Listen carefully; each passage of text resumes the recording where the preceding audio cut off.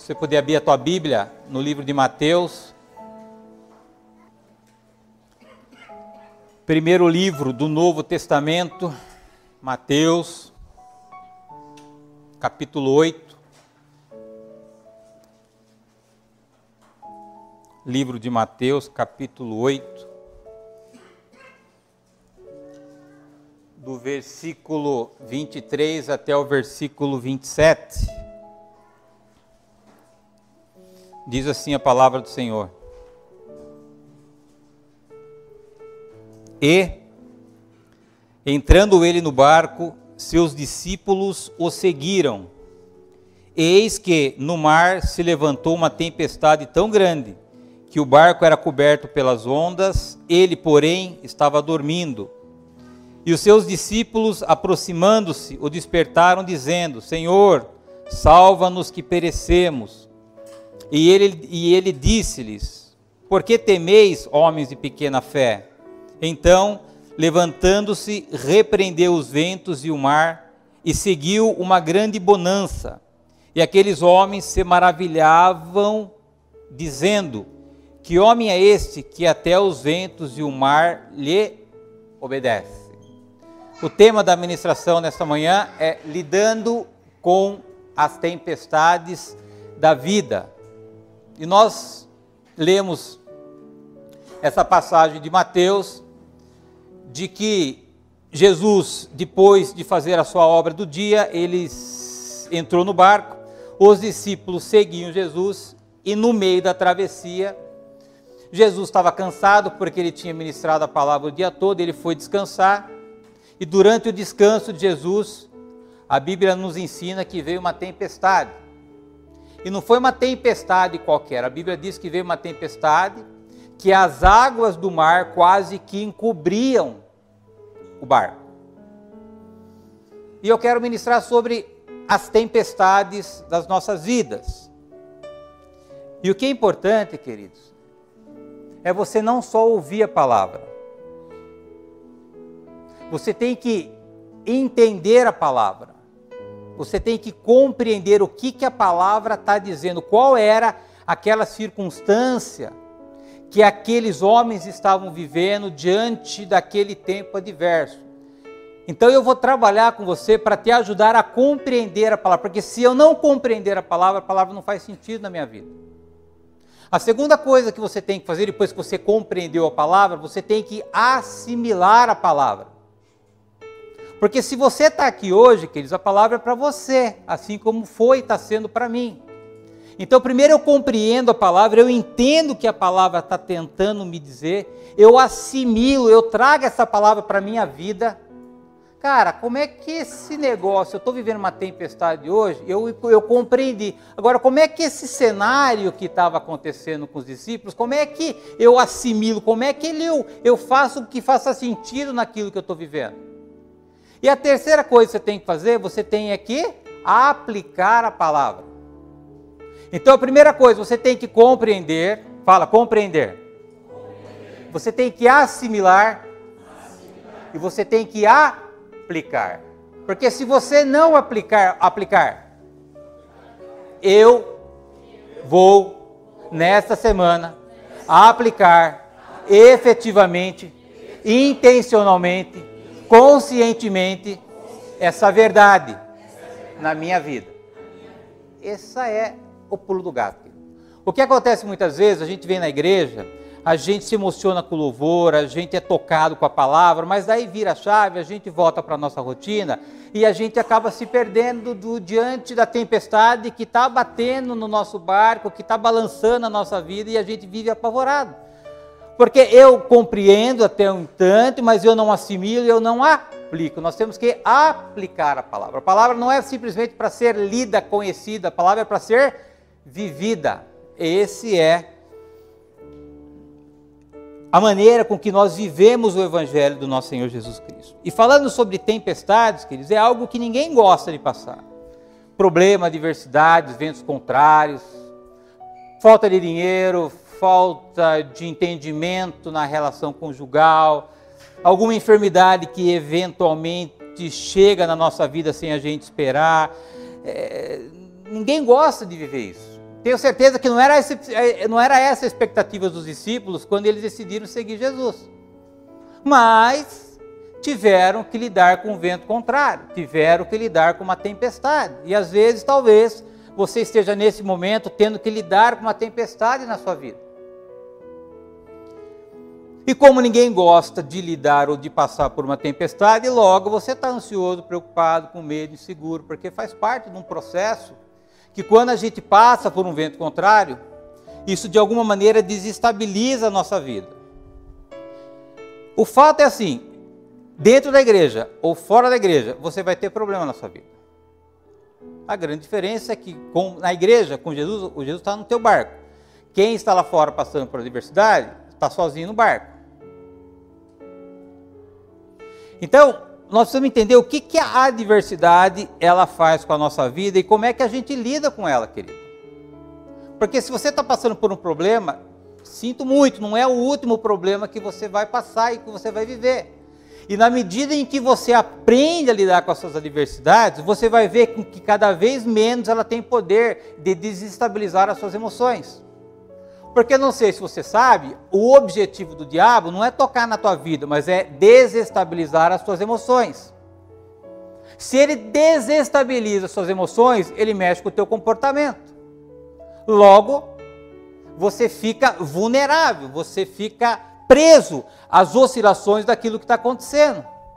E perceba se não é as nossas emoções que são desajustadas quando a gente tem uma notícia ruim. Ah, como é que eu vou resolver os meus problemas a semana que vem? Eu estou o quê? Inseguro. Estou o quê? Com medo. E o que é isso? Quer dizer, uma emoção. Então, quando chega uma tempestade na minha vida, na tua vida, ela está preocupada em desajustar as tuas emoções. Você perde a sua lucidez. Você perde a referência de quem é Deus. Você perde a referência da igreja. Você perde a referência do Evangelho do nosso Senhor Jesus Cristo.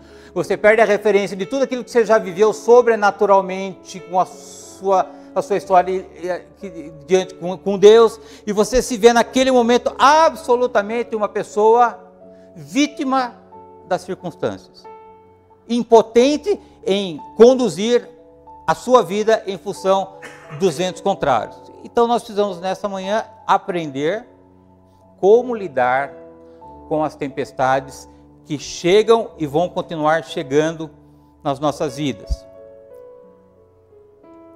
Essa palavra, querido, essa passagem, ela foi algo que foi muito útil para a minha vida. Há um tempo atrás eu estava precisando resolver algo importante para a minha vida. Algo que estava além da minha capacidade, além de talento, além de dom, além de relacionamento. Eu estava num momento na minha vida que eu sabia que racionalmente eu não ia conseguir resolver aquele problema que eu estava vivendo. E não faz muito tempo. O que eu faço quando eu me deparo com uma situação dessa, querido? Eu vou para a palavra. A palavra, ela é o apoio, o suporte que você precisa ter ao seu lado quando você tiver um momento onde você não sabe mais o que fazer. E eu fui orar para Deus. Falei, Senhor, eu já aprendi que na minha força tem coisas na minha vida que eu não consigo mudar. Então eu reconheço a tua autoridade, a tua soberania. Eu peço através da sua palavra uma direção para que eu possa me posicionar diante daquilo que eu estou vivendo. E aí o meu dia começou cinzento e meu dia terminou azul. Porque Deus me trouxe para essa palavra, Deus me trouxe para essa passagem. Então aqui eu queria dar uma sugestão para você, querido. Quando você estiver num beco sem saída, quando você não tiver o que fazer, a minha recomendação, dobra seu joelho, pega a palavra de Deus e fala, Senhor, fala comigo. E aí, querido, parar com isso, não é falar com você, entendeu? Porque eles falam, ai, Deus falou comigo. Deus nunca falou comigo, querido. Eu não sei com você, eu nunca ouvi Deus falar no meu ouvido aqui. Às vezes tem algumas coisas também de crente que a gente fica, ai, Deus falou comigo. Eu nunca ouvi Deus falar comigo. Agora, quando eu leio a palavra faz sentido com aquilo que eu estou vivendo, aí Deus está falando comigo. E naquela manhã, era obviamente 5 horas da manhã, porque você sabe que eu acordo muito cedo, eu dobrei meu joelho e falei, Senhor, eu não sei como é que eu resolvo isso, mas eu creio que com a tua ajuda eu vou conseguir de alguma maneira encontrar um caminho que eu hoje não estou enxergando com os meus olhos humanos. E Deus me trouxe para essa passagem. A sugestão que eu te dou, mais uma vez, querido, use a palavra como alicerce. A palavra abre porta. A palavra tira a cegueira das nossas vidas. A palavra nos traz controle emocional. E aí a gente consegue racionalmente começar a enxergar que coisas que normalmente a gente não enxerga por causa dos desajustes que nós temos com as nossas emoções. A Bíblia diz que a palavra é o verbo. A Bíblia diz que o verbo é Jesus. A Bíblia diz que Jesus é o caminho. Então, querido, se está tudo fechado na sua vida nessa manhã, Jesus é o caminho. Você não está enxergando nenhuma porta aberta, Jesus é a porta. Jesus está sempre repetindo para mim e para você, Apocalipse, eis que estou à porta e bato, se alguém ouvir a minha voz e abrir a minha porta, eu entrarei e cearei com você. O que talvez eu e você precisamos fazer diante de uma tempestade, querido, é parar um pouco de se debater, parar um pouco de tentar resolver as coisas com as nossas próprias forças e falar assim, dobrei o joelho, Senhor Jesus, aqui é a tua palavra, aqui está a verdade. Me mostra o que eu preciso conhecer da sua verdade, para que com o Senhor eu possa superar aquilo que eu sozinho não consigo superar.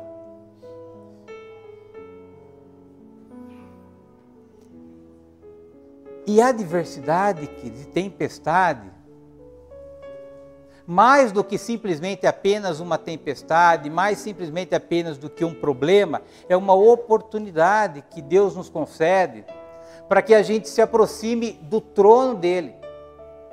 O problema é que a gente só vê problema como problema.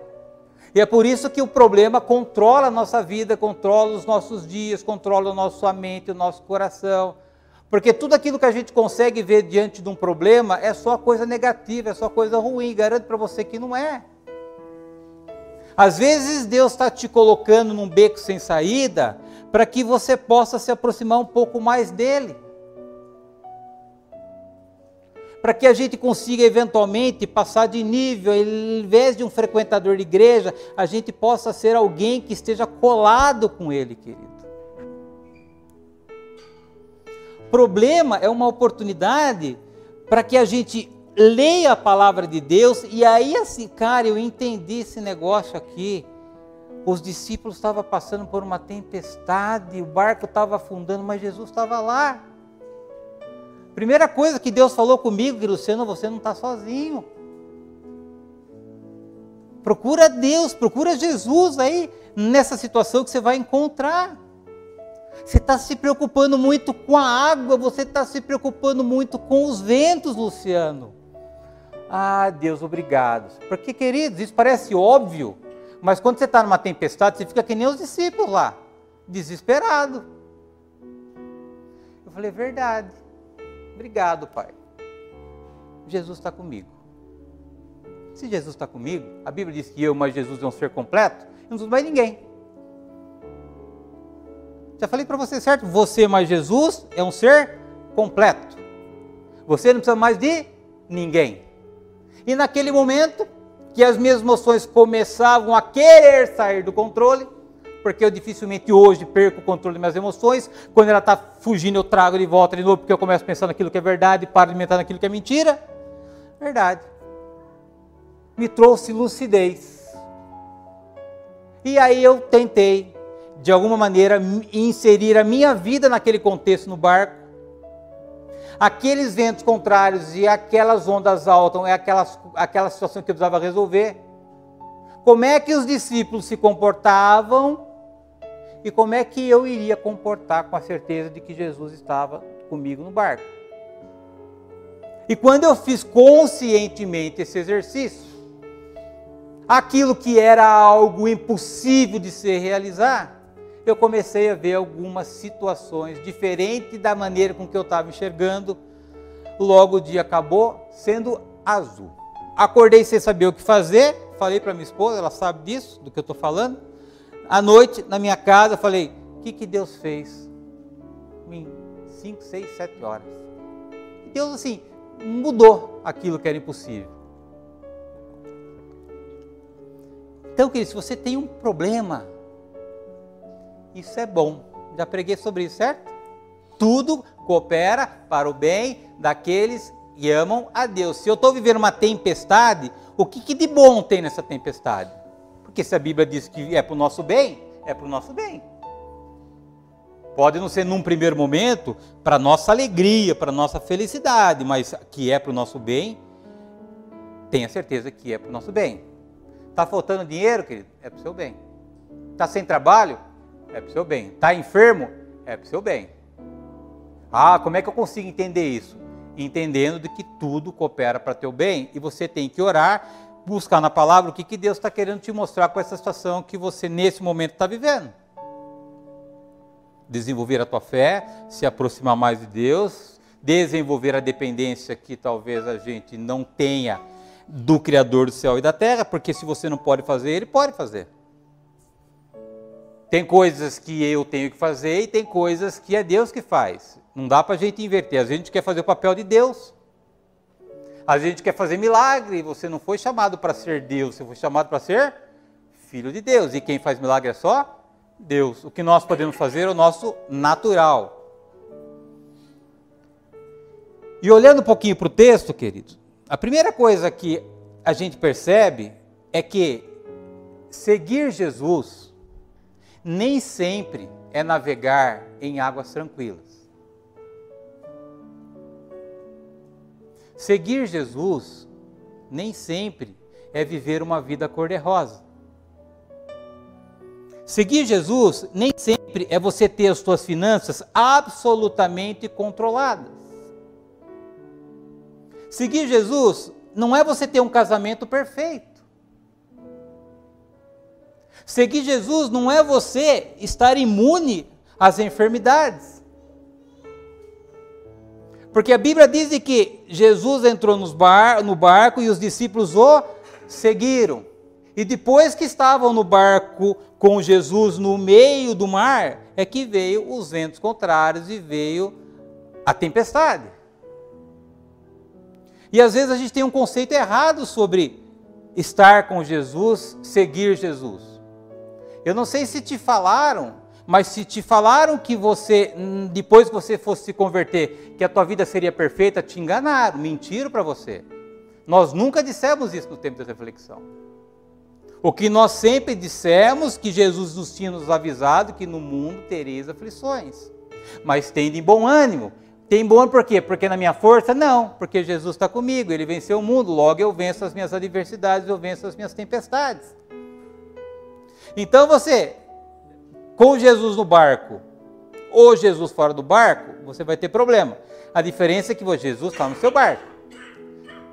Então eu quero te dar uma boa notícia nesta manhã. Se os ventos estão tentando virar o seu barco, virar a sua família de ponta cabeça, se as tuas finanças estão te trazendo insegurança, a boa notícia é que você não está sozinho. De que Jesus está no meio dessa tempestade. E ainda que você talvez não possa controlar, Ele pode. Porque Ele faz o sobrenatural. A gente faz aquilo que é possível. Aquilo que não é possível, a gente pede direção para Ele e em parceria nós conseguimos fazer o impossível. Então a primeira coisa que a gente aprende nesse versículo, que seguir Jesus não é sempre nós estarmos em mar tranquilo, vai vir sim a adversidade, vai sim problema. A outra coisa que eu aprendo com esse versículo é de que haverá momentos na minha vida e na tua vida de que nós não vamos ter o que fazer. Porque os discípulos, eles eram da pesca.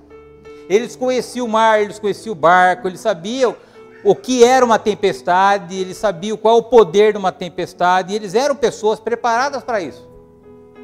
Mas apesar de tudo isso, olha o que fala o 2. O 2 é bom, né? O que fala o 24. Eis que no mar se levantou uma tempestade tão grande que o barco era coberto pelas ondas. O que os discípulos poderiam fazer com esse cenário que eles estavam vivendo? Nada, querido. Eles tinham o poder de falar, vento para, mar para. Então, que eles têm momento na tua vida, você não vai ter que fazer. Sinto muito. E nós temos uma dificuldade de aceitar isso, querido. E na medida que nós não aceitamos isso, a gente vai continuar tentando resolver as coisas da nossa própria maneira, com os nossos próprios esforços, logo isso vai trazendo mais prejuízo do que benefício. Então a primeira coisa que a gente aprende nesse versículo, querido, sinto muito, você é cristão, está seguindo Jesus, você vai ter problema na sua vida. Segunda coisa, querido, além de você ter problema, você vai ter problema que você não vai conseguir resolver sozinho. Você vai precisar de Jesus. Haverá momento na tua vida que vai sair tudo do controle. Você não vai saber como é que você vai se virar amanhã, segunda-feira. Você está vivendo isso, querido? Faz parte da vida de um cristão. Viver momentos onde a gente não tem o controle. Não sei o que fazer. Parece que a gente é vítima do negócio. Cara, como é que eu vou resolver isso, cara? E aí a gente começa a pensar, as nossas emoções começam aqui, borbulhar aqui dentro, né, cara? E aí a mente fala assim, ó, vai lá, vem embora, vai cá, vou fazer aquilo lá. Para. Se você hoje está com Jesus, se hoje há algo na sua vida que você não consegue resolver, a minha sugestão é, aquiete a sua alma. Porque se você conseguisse resolver, você já teria resolvido. E a terceira coisa que a gente aprende nesse versículo é que às vezes Deus não está vendo. Você está seguindo Jesus, você se converteu, um abençoado veio falar de Jesus para você, falou assim, tua vida vai mudar. Jesus transformou minha vida, vai transformar a sua vida. Ele falou, cara, eu quero esse negócio aí para mim também. Estou sem dinheiro, o meu casamento está destruído. Aí você se converte, vem aquele primeiro amor, que você canta, você chora, você ora, você jejua, você vai para o monte, aí vai passando o tempo, você vai esfriando. Lá na frente, quando você achou que você ia ter uma resposta, você teve outra. Nossa, mas piorou a minha situação financeira? O meu marido parece que está pior do que estava na igreja, acho que era melhor estar fora da igreja. Eu não consigo mudar o que eu preciso mudar, eu acho que me enganaram com esse negócio de Jesus, negócio de igreja, de pastor aí, acho que esse negócio aí, sei não, porque está pior as coisas do que está hoje. Aí você ora, cadê Deus? Deus está dormindo. Mas que raio de Deus é esse? Não está vendo o que eu estou passando? Não está vendo minha tristeza? Não está vendo minha angústia? Não está vendo meu desespero? Era isso que esses discípulos estavam vivendo. Todo mundo desesperado, com medo, e Jesus estava dormindo.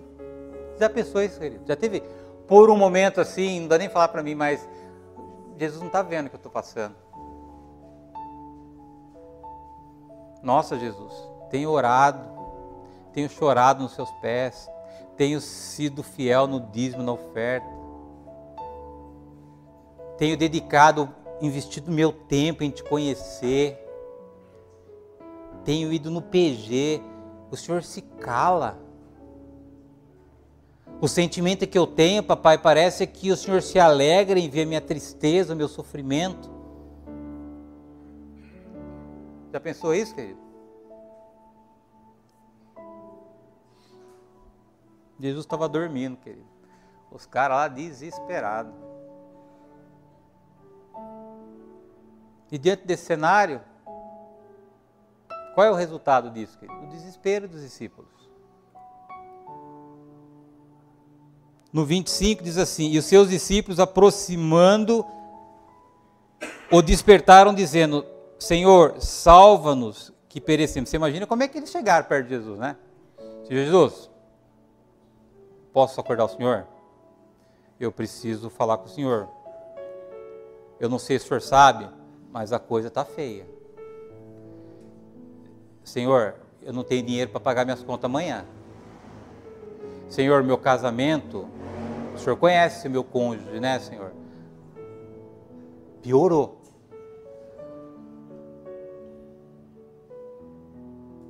Não, queridos, eles foram lá desesperados para acordar Jesus. Agora, a pergunta é, por que o desespero, querido? Se Jesus estava no barco.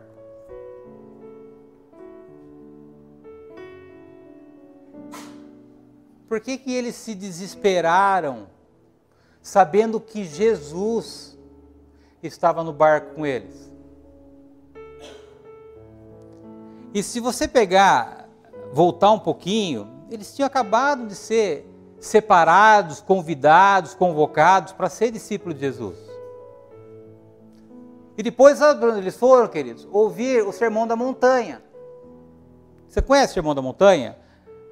É um sermão extraordinário, é o auge da pregação do nosso Senhor Jesus Cristo. E eles ficaram lá ouvindo Jesus dizer. E Jesus falava assim no Sermão da Montanha: não andeis ansioso, não andeis aflito.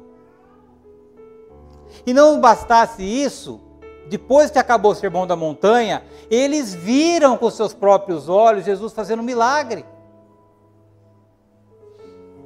Jesus purificou o leproso. Jesus, ele curou o criado do centurião. Jesus, olha como é bom, sarou a febre da sogra de Pedro. Eles viveram isso, queridos. Eles não só ouviram, mas eles viram com seus próprios olhos Jesus fazendo milagre. E por que então eles estavam e ficaram desesperados? Jesus revela no 26. E Jesus disse-lhes: por que temeis, homens de pequena fé? Então aqui, queridos, Jesus traz um paralelo entre a fé e o medo. Por que você está com medo, homem de pequena fé? Então a resposta, ou por que os discípulos estavam desesperados, ainda que Jesus estivesse no barco, é porque eles não tinham fé. Por que nós estamos ansiosos, preocupados com isso? Porque nós não temos fé. Nós falamos de Deus, mas viver Deus, aí é uma outra conversa. O apóstolo que cuidou de mim falou assim: uma coisa é uma coisa, outra coisa é outra coisa, meu filho. Chamaram meu filho. Então nós temos dois extremos em nossa vida aqui. Há uma balança aqui. Se a tua balança hoje, do teu lado esquerdo, pesa mais, que significa o medo, quer dizer, queridos, que você tem pouca fé. Se você hoje está numa tempestade e você está firme, sabendo que Jesus está no teu barco com você, isso demonstra que você está com uma boa fé. E já disse para você que fé não é nada espiritual, querido. Esse negócio de espiritualizar a fé, de que vai vir do céu, de que vai usar um profeta, de que amanhã minha dívida vai ser paga, isso tudo é história da carochinha. Fé é a convicção de que Jesus está no seu barco. Não importa o tamanho das ondas, não importa o quanto o teu barco está tentando virar, o que importa é que você tem Jesus. Qualquer outra coisa que você tente fazer, queridos, é um esforço humano de esperar que Deus faça aquilo que você quer e precisa que Ele faça. Isso aí não tem nada a ver com Deus, isso é um esforço da tua mente, tentando convencer Deus de que aquilo que você quer é o melhor que você precisa para resolver o que você está vivendo. Agora, fé não. Eu não tenho dinheiro para pagar a conta amanhã. Senhor, me abençoe. Não, Jesus está comigo. Eu não sei como é que eu vou resolver isso, mas Jesus está comigo. Isso é fé. É a certeza consciente, mental, de que Jesus é um ser que está todos os dias do teu lado, suportando a tua vida. Não importa os ventos contrários. Não importa aquilo que a tua razão está tentando te convencer sobre a próxima semana. O que importa é que Jesus está com você. Me lembro daquela manhã que o diabo estava tentando colocar pensamento na minha mente, que as minhas emoções estavam começando a entrar numa zona de ansiedade, e Jesus está comigo. Imediatamente cessou. Pensamentos contrários, emoções desajustadas. Parei de quase perder a minha lucidez. Não para, cara, que isso? Pastor? Ainda que eu seja homem? Não. Se os discípulos que eram discípulos passaram por tempestade, por que eu não vou passar por uma tempestade? Eu não estou sozinho nesse negócio. O problema é que tem uma palavrinha que acompanha necessariamente a fé, que é algo que a gente não gosta de viver. A palavrinha se chama dependência. Você nunca vai ter fé se você não tiver coragem de depender de Deus. Todo esforço teu em querer acreditar sem depender não vai funcionar. Aí nós temos um problema. Nós vivemos querendo controlar tudo. A gente quer controlar as nossas finanças, a gente quer controlar o nosso casamento, a gente quer controlar o nosso emprego, a gente quer controlar a nossa saúde, e nós não temos o controle de nada. Fé e dependência são duas coisas que andam de mãos dadas. Uma coisa sem outra não vai funcionar. Não adianta você ir na sua casa, eu dependo de Deus. O negócio está pegando fogo, está caindo, mas eu dependo de Deus, eu não faço nada. Não vai acontecer nada, querido. E da mesma maneira, eu tenho fé, então eu vou pedir. Por que a gente tem momentos de paz e momentos de intranquilidade, queridos? Porque a gente deposita a nossa paz nos momentos onde a gente tem o controle da situação. Então, peraí, você está desempregado? Cara, a tempestade está virando o seu barco. Aí você arruma emprego, momentaneamente você tem paz. Logo você perde emprego, vai acontecer de novo, você vai viver novamente as suas emoções desajustadas. Porque eu estou depositando a minha vida em algo que eu não tenho e jamais vou ter controle. Ai, se nós tivéssemos o controle da nossa vida, querido, quanta bobagem a gente ia fazer. Se a gente tivesse dinheiro à vontade, se a gente tivesse saúde para dar e vender, como é que diz no final do ano, se o meu casamento fosse perfeito, queridos, quanta bobagem a gente ia fazer. Falo por mim. E aí, se eu não tenho fé e eu não desenvolvo a minha dependência de Deus, logo eu vou viver como os discípulos, eles viviam ou viveram desesperados, ansiosos. O que vai ser da minha vida? E aí, o medo, queridos, ele paralisa a tua vida. O medo é uma cadeia, por isso que conhecereis a verdade, e a verdade vos libertará. Se Jesus fala que tem uma necessidade de eu ser liberto, é porque tem aí, e entre linhas, subliminarmente, uma cadeia, um cativeiro, uma prisão, que é o medo. Então você sabe, se você hoje está com medo de algo na tua vida, que você precisa combinar duas coisas para você neutralizar esse medo. Primeiro é a fé, depois desenvolver a dependência de Deus. Se você tem fé e desenvolve a dependência de Deus, você neutraliza o efeito do medo na sua vida. Não importa o caos. Não importa amanhã, que é segunda-feira. O que importa é que Jesus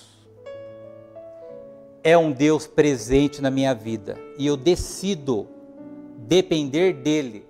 Eu não dependo de banco, eu não dependo de cliente, eu não dependo de cônjuge, eu não dependo de filho, eu dependo de Deus. Isso é viver dependente, querido. Não importa se está caindo o mundo, o que importa é assim, vai cair 1000 do meu lado, mais 10.000 e eu não vou ser atingido. É isso que eu tenho que viver. Mas eu não vou sentir, não vai sentir, que é para crer. Às vezes a gente quer sentir, é o contrário. Eu primeiro creio para depois sentir, eu quero sentir para crer. Aí Jesus vai colocar a mão lá no Tomé, você só está acreditando que sou eu porque você está colocando a mão aqui no buraco, né, Tomé? Queridos, ter uma vida cristã é uma vida de emoções. Se você não estiver disposto a viver algumas emoções com Jesus, queridos, você vai ter problema com as suas emoções e você vai ter problema com a tua história aqui na terra. Aí no 26, nós vemos que, então levantando-se, repreendeu os ventos e o mar e seguiu-se uma grande bonança. Então a gente vê o que Jesus faz. Jesus de uma tempestade trouxe uma grande bonança, do medo ele trouxe o alívio, da aflição ele trouxe a paz. É essa obra que Jesus precisa fazer na nossa vida. Eu sabia naquela manhã, queridos, de que aquele negócio ia passar. Não ia passar porque eu estava torcendo para passar, não. Eu ia passar porque eu tinha certeza de que Jesus estava comigo, que eu não estava sozinho. E demorou 4 horas para passar. Algo que eu não sabia como resolver. E aí minha ministração aqui desapareceu. Você entende isso, querido? Dependência e fé. Dependência e fé é o que a gente tem que desenvolver no nosso caminhar cristão. Vai vir ventos contrários, sim. Não tenha dúvida que vão vir ventos contrários. Vão vir a notícia mal, vai vir a notícia mal. O importante é você não se deixar se levar por circunstâncias. E Jesus no 26, ele transformou a aflição em medo, em paz. E a pergunta que talvez nós faríamos para aqueles discípulos é a mesma pergunta que Jesus faz para mim e para você, queridos. Por que você está com medo? Por que você está tão inseguro? Por que você está desesperado? Jesus está com você, querido. É consciente isso, você não vai sentir, ele está aí, porque ele disse que vai estar conosco todos os dias, até a consumação do século. Ele está aqui, 2 ou 3 estiverem reunidos, eu vou estar com vocês, ele está aqui. E por que a gente está com tanto medo? Por que tanta insegurança, querido? Eu vou responder para você. Você está com medo, você está inseguro, você está ansioso, porque as circunstâncias estão controlando a tua vida. O problema ganhou mais espaço do que Deus na sua vida. O que desestabilizou aqueles discípulos foi aquele cenário destruidor, de que o barco vai virar. Se você está pensando que o barco vai virar na tua vida, queridos, é por isso que você está desesperado. Aqueles discípulos, ao invés de olhar para Jesus, eles olharam para o vento, olharam para a água. E quando tem uma tempestade na minha vida, você tem que olhar para quem? Para a tempestade? Querido? Não, você tem que olhar para Jesus. E é por isso que às vezes a gente se desestabiliza. A gente dá espaço maior do que deve para os ventos contrários. Aí a gente acorda com o problema, a gente dorme com o problema, a gente almoça com o problema. É uma alegria conversar com a esposa, porque como é que nós vamos resolver isso bem? Como é que vai ser a nossa vida? Mas é uma conversa assim, querido, que só traz coisa de valor para nós. Não, querido. O problema ele é real? É real. Ok, onde é que está Jesus nesse negócio? Jesus, o senhor está vendo aqui o negócio aqui, não está, o negócio aqui está feio. E o senhor sabe que eu não consigo, mas o senhor está comigo, eu sei que com o senhor eu consigo. Me mostra na tua palavra, senhor, o que eu preciso fazer. E você vai ver que ele vai mostrar, querido. Porque senão não adianta a Bíblia, não adianta igreja, não adianta pastor, não adianta nada disso. Ou Deus é um Deus que faz, é um Deus que transforma, é um Deus que fala através da palavra, ou a gente está perdendo tempo na igreja. E Deus não instituiu a igreja para a gente perder tempo. Deus instituiu a igreja para que a gente possa ser fortalecido na palavra, para que a gente possa superar os ventos contrários que batem em nossa vida. Qual era o pensamento dos discípulos diante daquele desespero? Eu vou morrer. Está tudo acabado. Isso aqui não tem mais jeito. Pensou na família, pensou nos filhos, acabou tudo. Não tem mais saída, eu vou afundar. Não é isso que a gente pensa, querido? Acabou meu casamento. As minhas finanças, olha, tanta coisa para resolver, eu jamais vou conseguir colocar tudo em ordem na minha vida. Essa enfermidade bateu, não tem mais jeito. Era isso que eles pensavam. Pensou, sentiu. Pensamento, emoção. Você não aguenta mais eu falar isso aqui. E adiantar você chegar para os discípulos ali e falar, cara, por que você está desesperado? Você está com medo, inseguro? Não ia, isso é uma emoção. O que você tinha que fazer é mudar o pensamento dele. Ele estava pensando uma mentira, que iam morrer com Jesus no barco. E às vezes a gente acha que está tudo acabado na nossa vida, e a gente fica produzindo pensamentos de morte, as nossas emoções são desajustadas, a gente perde a nossa força.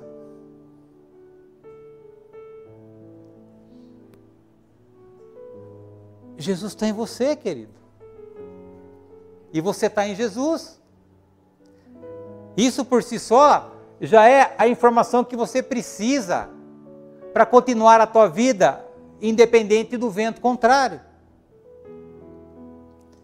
E tem algo curioso no 27, que diz assim: e aqueles homens se maravilharam, dizendo, que homem é este que até os ventos e o mar lhe obedecem? Queridos,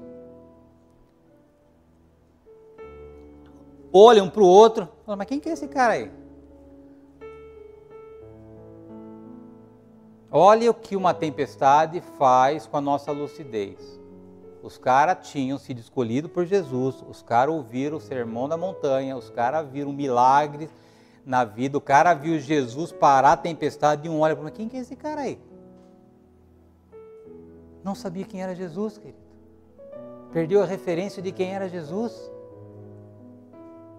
Agora fica fácil entender por que de tanto desespero, tanta aflição, tanta angústia. Agora é fácil entender por que a gente não come, por que a gente não dorme, por que a gente está tomando remédio. Nós precisamos conhecer Jesus, querido. Desesperadamente. Se nós quisermos navegar em oceanos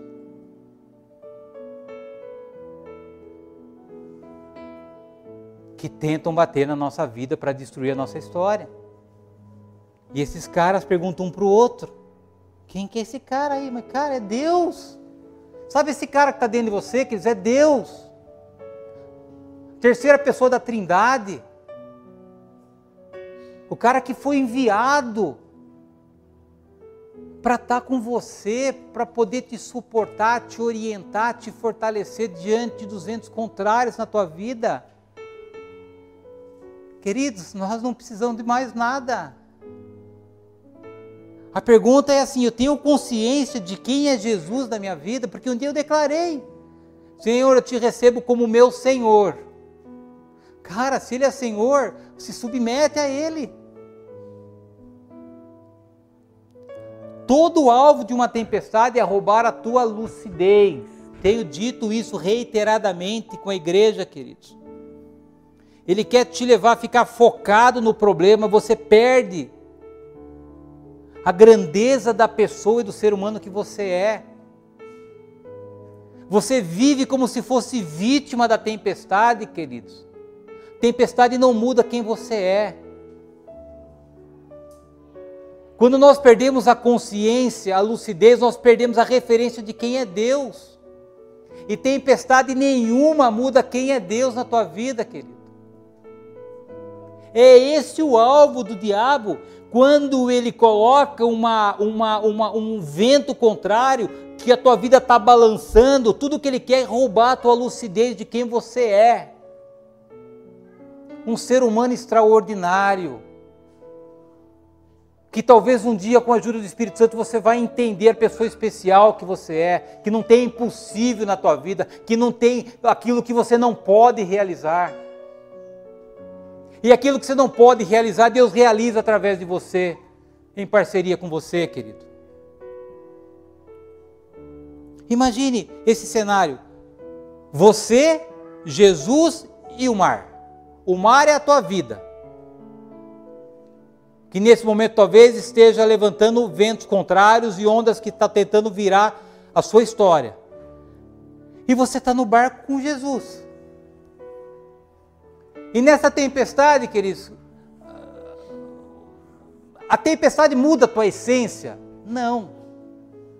Pode mudar as tuas emoções, mas a tua essência não muda e jamais vai mudar.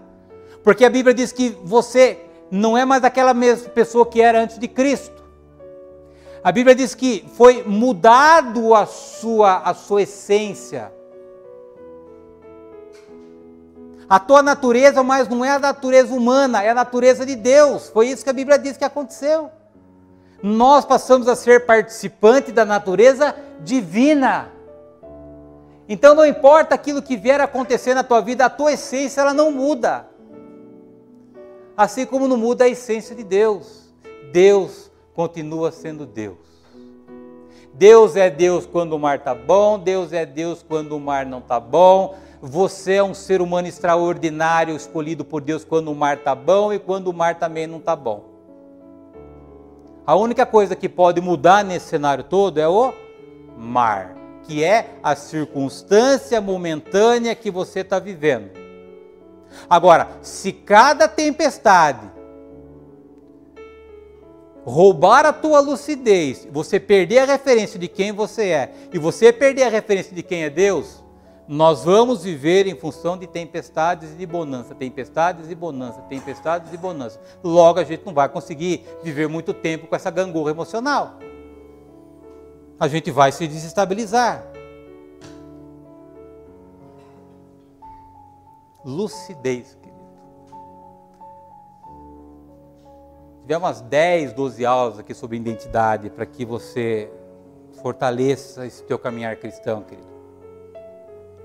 E vou dizer para você, querido, com todo o respeito, você achar que você vai conseguir lidar com as tempestades da tua vida, vindo domingo de manhã, eventualmente na igreja, desculpa.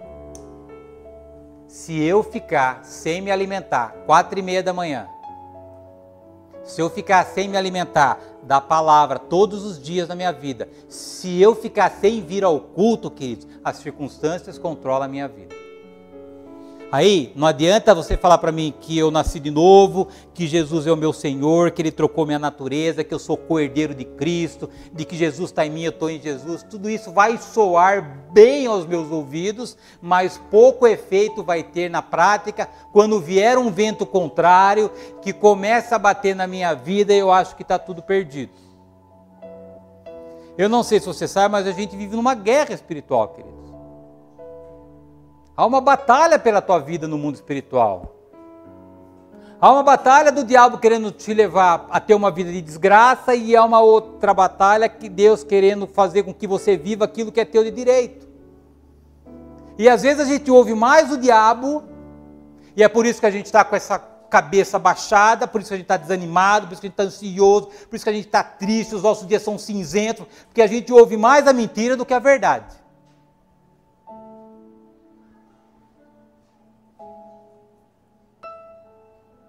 Ah, queridos, se nós decidíssemos colocar primeiro o reino de Deus e a sua justiça em nosso caminhar cristão, querido.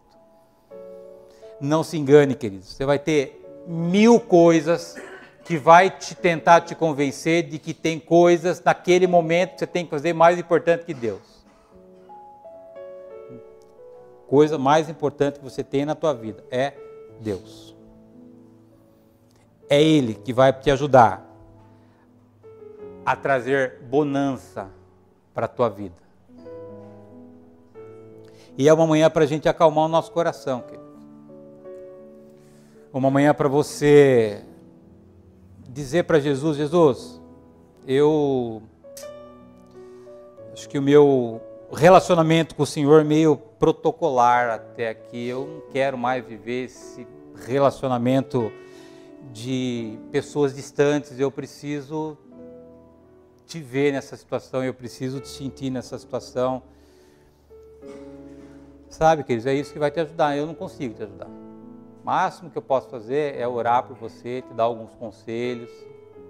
Ainda diz, né, se o conselho for bom, era pago, né? Não cobro nada não, querido. O que eu posso compartilhar com você é aquilo que eu tenho esforçado para que eu possa viver, para eu viver aquilo que eu prego. Tem muitas coisas que talvez eu seja acusado lá no céu, mas de hipocrisia nunca. O dia que eu subir aqui e falar algo para você que eu não vivo, isso nunca vai acontecer. E eu falo para você que Jesus está no teu barco, Jesus está na tua vida, porque eu sei que Ele está. E assim como Ele tem me levado a viver coisas que eu jamais imaginaria que eu fosse viver, queridos, eu estou experimentando e eu gostaria de que você também experimentasse. Nós temos dito reiteradamente no TR de que nós precisamos ter um Deus prático na nossa vida. O Wagner está cansado, por isso que está de cabelo branco. Nós temos que viver um Deus prático, querido. Sabe o que é viver um Deus prático, querido? Tá essa tempestade aí, cara, eu li esse negócio aqui, eu vou ruminar esse versículo aqui, porque eu quero me colocar naquele barco, essa questão financeira são essas ondas, Jesus está lá, o que eu vou fazer? Eu vou olhar para a onda, eu vou acordar Jesus, eu vou ter a lucidez de que eu não estou sozinho nesse negócio. E aí é um esforço, de novo, que não é espiritual, é consciente. Naquele dia, eu não fiquei assim, Jesus, toca em mim, Jesus. Jesus, deixa eu sentir um arrepio da tua presença. Ai, Espírito Santo, um fogo consumidor dentro de mim. Não, querido, eu conscientemente falei, cara, Jesus está comigo, por que eu estou assim? Qual é a razão de eu começar a entrar numa zona de ansiedade? Não há razão. E sabe por que a gente vive isso, queridos? Porque as nossas mentes ficam soltas, e o diabo adora uma mente solta. Ele vai jogando tudo aquilo que é negativo para te desestabilizar. Você não aguenta mais ouvir isso, mas queridos. A Bíblia diz que nós temos que levar os nossos pensamentos cativos a Cristo. Quando? Todo dia. A Bíblia diz que o passarinho pode voar em torno da sua cabeça, mas ele não pode fazer ninho. O que está dizendo isso, queridos? Deus está dizendo, vai vir pensamentos, vai vir aflição, mas, cara, não dá guarita para ela, manda embora, não deixa o passarinho pousar na sua cabeça. E a gente vive fazendo ninho para o passarinho pousar na nossa mente. E é por isso que a gente está como os discípulos no barco, Jesus com a gente desestabilizado. E a mensagem de Jesus nessa manhã, queridos, aquieta a tua alma. Não vai acontecer nada com o teu barco. Aquilo que você não controla, Deus está controlando. Olha para trás, querido. Quantas vezes Ele já te socorreu, quantas coisas Ele já fez na tua vida. É mais uma coisa, mais um vento contrário, querido. E o mar é assim mesmo, querido. Tem hora que vai estar bom, tem hora que vai bom, e a vida é assim mesmo. Tem hora que você tem pessoas que vão te ajudar, tem hora que você tem pessoa que vai virar as costas para você. Tem hora que o teu cônjuge vai ser o melhor cônjuge do mundo, tem hora que misericórdia. Tem hora que vai ter dinheiro, tem hora que não vai ter dinheiro. E a vida? A vida não é nada diferente disso, queridos. É que às vezes a gente quer sonhar uma vida que não existe. Você está indo por um caminho que está vindo uma multidão contrária a você. Você está seguindo Jesus e a multidão que está vindo no contrário não está seguindo Jesus, queridos. E é por isso que você não deve gerar expectativa em pessoas. Você deve gerar expectativas em Cristo. Quem lembra aqui de Salmos 100? Olha como é que a gente ouve e a gente esquece. Quem lembra Salmos 119, 68? Não vale ver. Ô Estouco, correu pegar a Bíblia aqui. que diz Salmo 119, 68? Fala, Cida. Você falou no PG esses dias aí. O que Deus é? Deus é bom e abençoador. A água está batendo no teu barco, o que você tem que fazer? Conscientemente, Deus é bom. Deus é abençoador. O mar está calmo, queridos? Deus é bom. O mar está agitado? Deus é bom. Está faltando coisa na tua casa? Deus é abençoador. Vou contar uma historinha para você. Tinha um súdito que era apaixonado por Deus. E ele falava para o rei assim, todo dia: Rei, Deus é bom. Todo dia que ele entrava na presença de Deus, ele falava assim: Deus, Rei, Deus é bom. E isso era repetido reiteradamente. Todas as vezes que o súdito aparecia diante do Deus, antes de qualquer coisa: Rei, não esqueça, hein? Deus é bom. Aí um dia o súdito foi caçar com o rei. E eles se depararam com o leão. E o leão foi atacar o rei. E o leão comeu o dedinho do rei. O rei ficou sem um dedinho.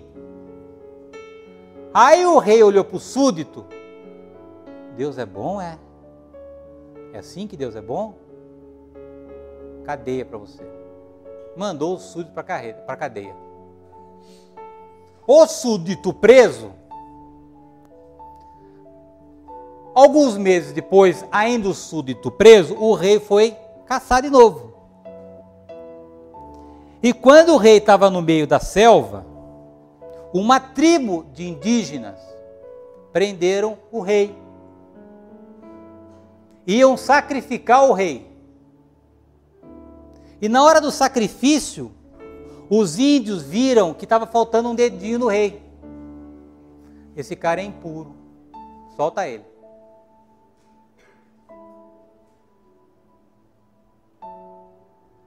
O rei foi falar com o súdito. Cara, não é que Deus é bom mesmo? Por causa da falta do meu dedo, eu não fui morto. E aí o rei olhou para o súdito e falou assim: mas Deus é bom, por que eu te prendi? O rei disse para o súdito disse para o rei: o senhor me prendeu porque se eu tivesse com o senhor naquela situação, eu teria morrido. Você entende, queridos? Como Deus é bom. Tem coisas na tua vida que você não vai entender. Tem tempestades na tua vida, queridos, que é para te aproximar mais de um Deus que é bom e abençoador. Vou pedir para que, por favor, o Leandro e a Samela venham até aqui. Vou pedir para você ficar de pé, queridos. Se mexe aí um pouquinho, mexe aí nos braços, mexe aí, dá uma espreguiçada aí para a gente acordar um pouquinho. Jesus aquietou o mar. Qual é o mar que você está navegando neste momento da tua vida, queridos? Jesus acalmou a tempestade naquele cenário todo. Os discípulos não tinham mais o que fazer. Jesus devolveu a paz para os discípulos. E uma coisa que é sempre importante dizer, queridos, não existe super-herói na igreja. Então não deixe o diabo te acusar. Ai, você não tem fé. Você de novo está ouvindo o Luciano falar. Você já ouviu isso, querido? Sabe o que é isso? É o diabo. O diabo tentando roubar a mensagem do seu coração. Se os discípulos, que eram discípulos, queridos, ficaram desesperados. Deus não está muito preocupado se você está desesperado, não. Ele está preocupado que talvez esse desespero te traga mais perto dele.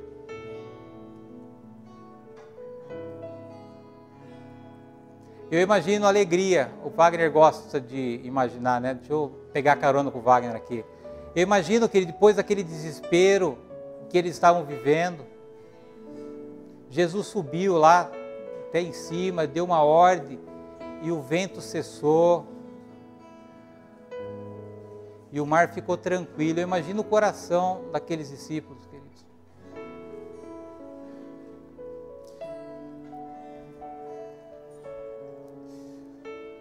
que você precisa de Jesus essa manhã, querido? Qual é a tempestade que você precisa que Jesus te ajude a resolver, querido?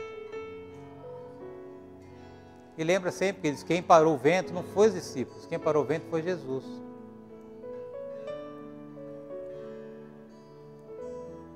Sabe, de tudo aquilo que Deus espera da minha vida e da tua vida, sabe aquilo que é mais importante para Ele? É a dependência.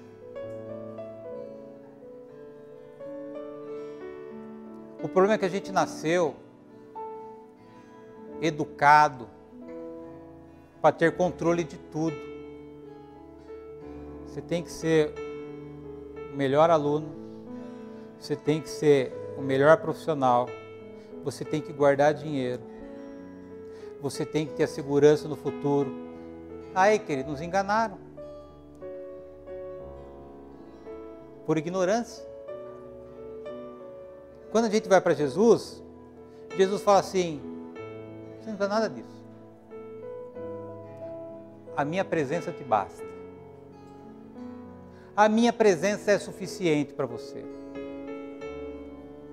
Tem dinheiro? Jesus está aí, querido. Não tem dinheiro?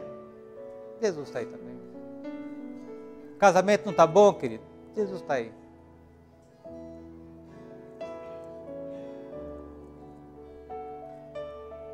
Jesus está no seu barco, querido.